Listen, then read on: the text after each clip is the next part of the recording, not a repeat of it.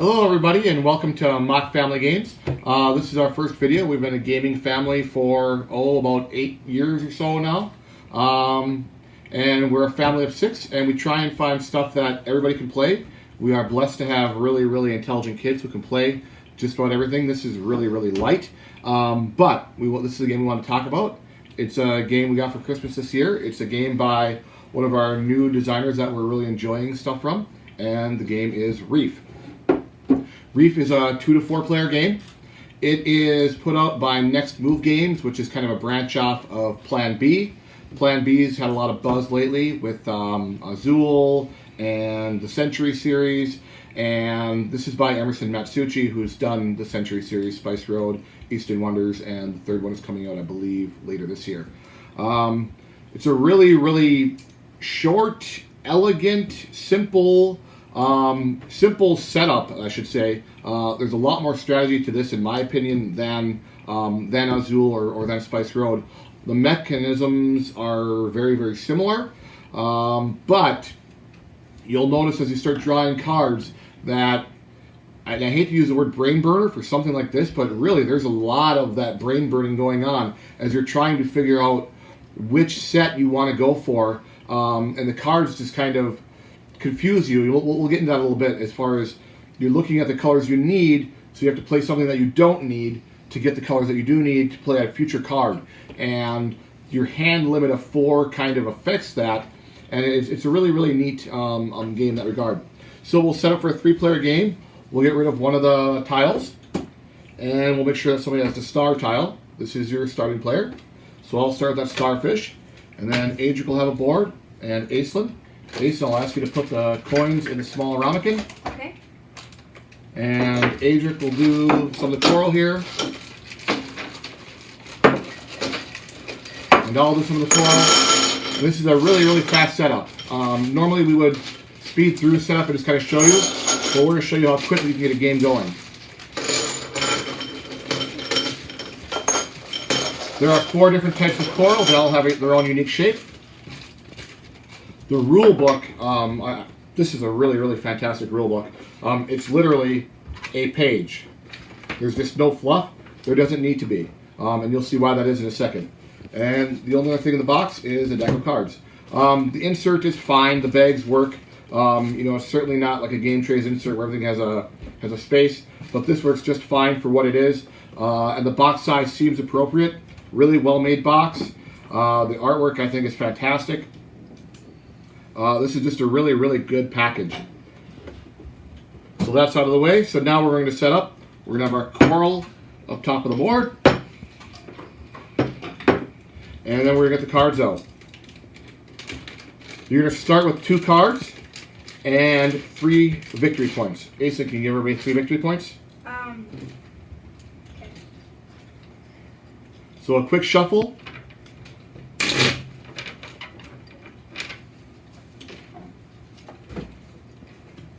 And 1, 2, 1, 2, 2, 2. And then we're going to set up our tableau, which is a face-up card, face-up card, face-up card, and the top of the deck is actually going to be face-up. On your turn, you have one of 2 possible actions. That's it. Again, very similar to Century Spice Road. You're only going to do one of 2 things. You're going to take a card, or you're going to play a card.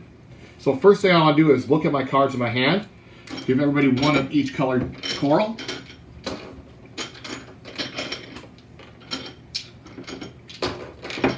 They're going to look at their cards and determine where they want their coral. For a first game, or a first few games, you're going to put your coral in these 4 center pieces. So based on some designs I'm looking at,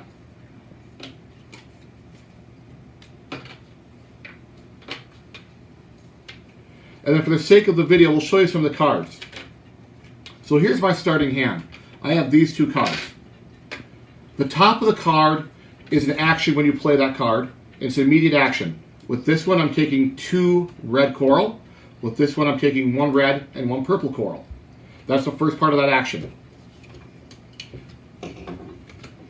My other option is to take a card. If I take a card, for example, I take this card, that is my entire turn. And now moves over to Adric, and he would do an action. But let's say I didn't take that. I didn't take this card. I instead chose to play. I'm going to play one of my cards on top of my board. It has 2 red coral. I immediately take the 2 red coral, and I'm going to play the 2 red coral. I'm looking at a future tile to see what I want to do with these coral. And as you'll look at this one is going to give me 3 points for any colored coral I have on a 4th tier.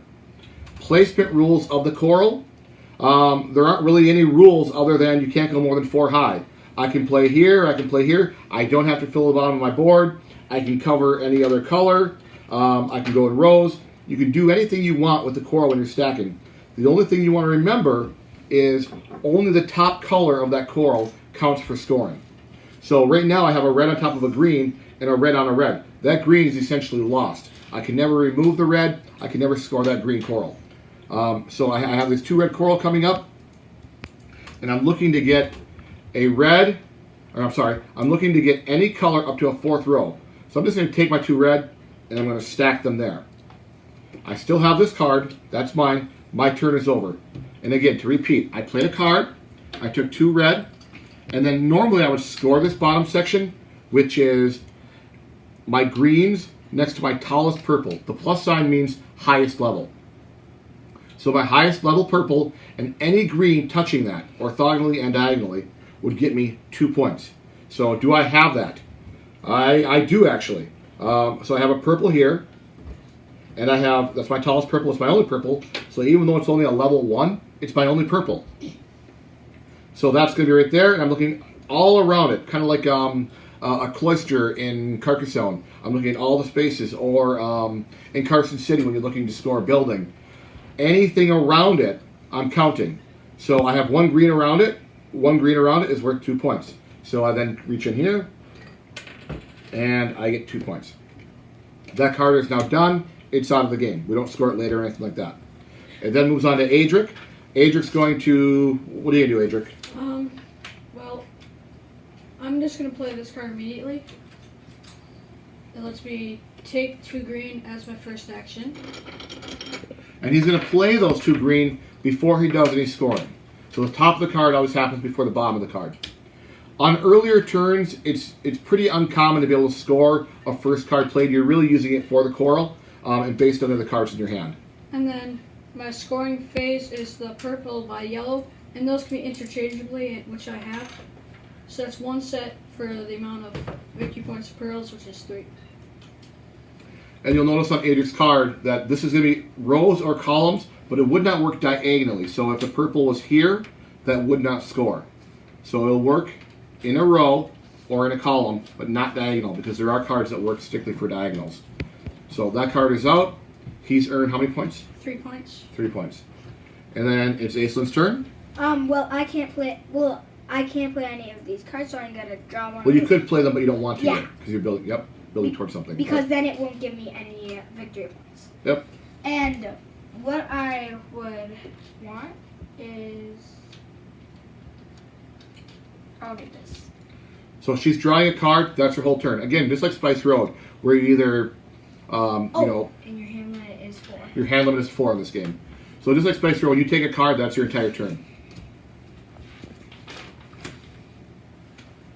So now let's cover one more thing. Now let's say this card is really appealing to me. So this card here gives me 2 green up top, and then for every diagonal of red next to purple or purple next to red on a 2nd level or higher, 2+, 2nd level or higher. So it can be a 2nd and a 3rd, a 2nd and a 4th, a 4th and a 4th. Anything 2 levels or higher of those colors on a diagonal will get me 5 points. I can score that once, twice, 3 times, 4 times, maybe 5 times. But I can't use the same coral in 2 scoring combinations. Meaning, if I had this like this, and this like this, so there's a purple red 2 levels or higher, there's a purple red 2 levels or higher, I can't use that purple twice to score this twice. So I'd only score that 1 time, and it's worth 5 points. I would take the 5 points. Yeah. And for these cards, The purple means the highest level purple you have. Right. So when you're playing these cards, and there's only like 8 different cards, and you might have to refer to the rule book to reference them and remember them. I think our first playthrough, we had them all, maybe halfway through our first playthrough, we had them all figured out. So it looks a little confusing at first. The point system is really well balanced. If it's a 5-point card, it's a harder card. If it's a 1-point card, it's a super simple card. You might score that 1-point card 7 times, but if you can score a 5-point card twice, that's a better play. So this one looks really easy. I only need 1 green on the top 4th level. Getting your levels to 4 is not easy. It takes a long time, and you're building and building and building and not getting much else done. So it's just a really, really simple game, except you're constantly drawing and looking. One more rule I want to talk about. I want this card, and there's a reason I can see it. I can take that card, but again, just like Spice Road, I have to pay for it with a victory point. I take a victory point, and I set it on the lowest valued card. Which would be that? So it'd be the 4, because we have a 4, 5, 5. It would go on the 4. So I now get this card into my hand. We reveal a new card. And now the person who ends up taking this will get that victory point with it. End of the game. End of the game will trigger when one of the 4 piles of coral has emptied out. When that happens, so for example, Adric emptied out all the purple. Purple's gone. There's no more purple to be drawn. That triggers endgame.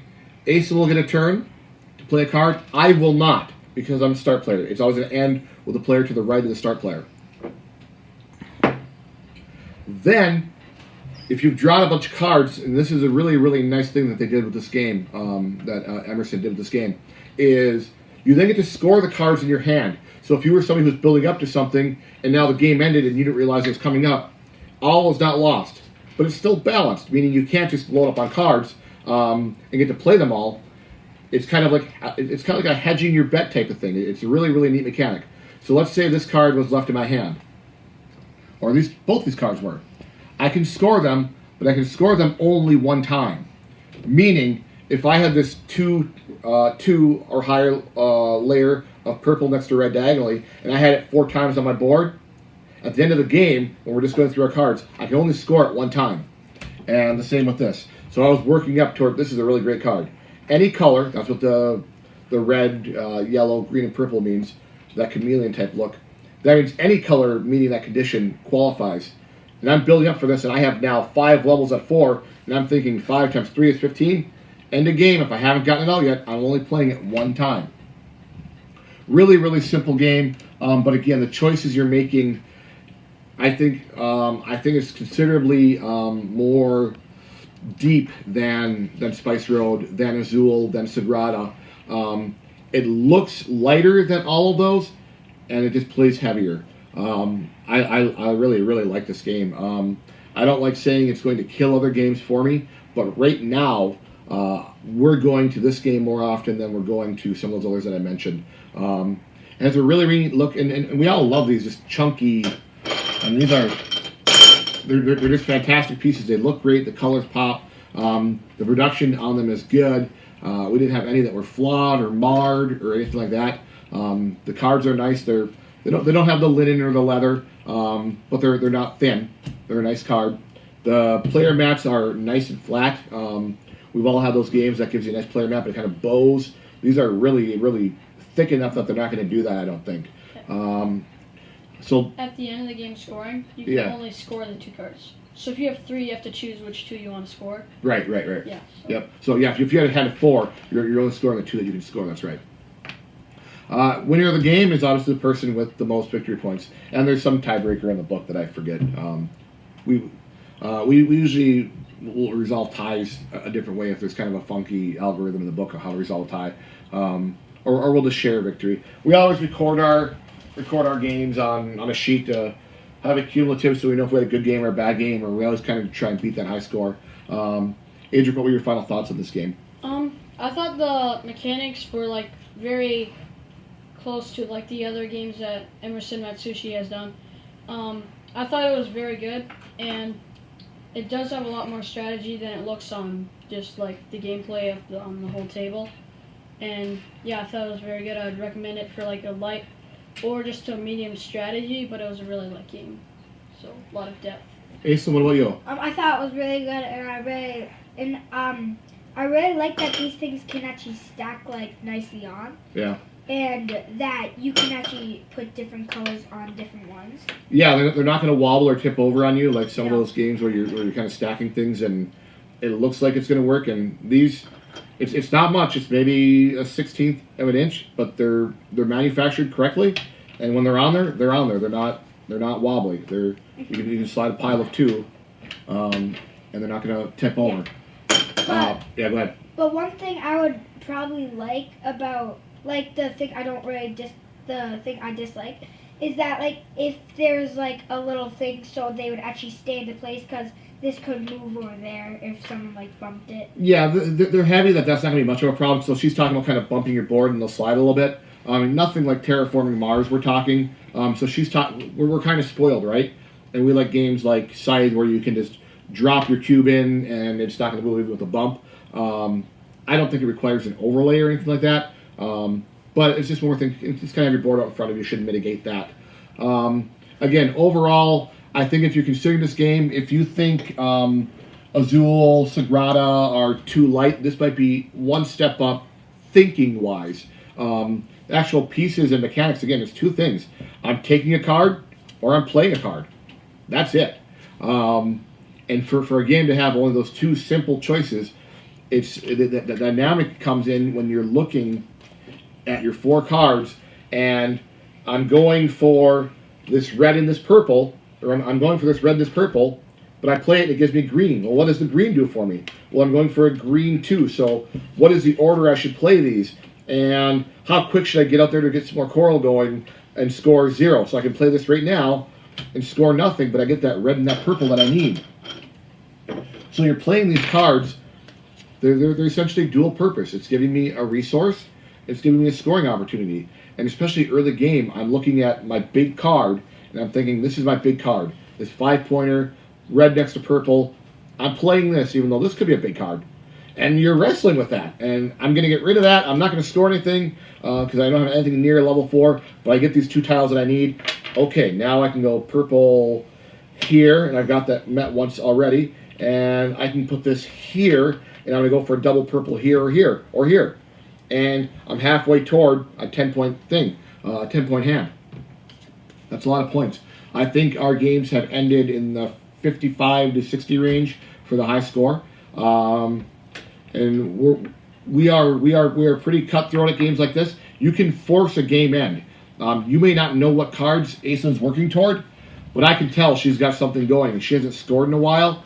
And green only has 2 left in there. I might play a green to empty that and force the end game. So it has got a little bit of meanness to that.